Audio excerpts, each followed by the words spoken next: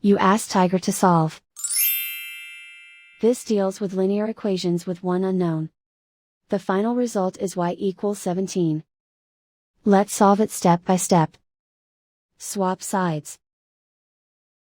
Group all constants on the right side of the equation. Add 1 to both sides. Group like terms. Simplify the arithmetic.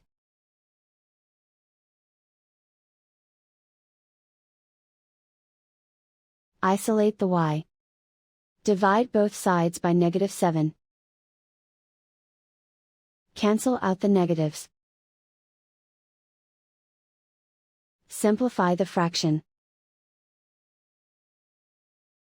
Cancel out the negatives. Find the greatest common factor of the numerator and denominator.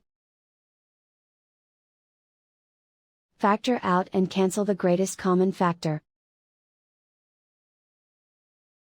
And so the final result is y equals 17.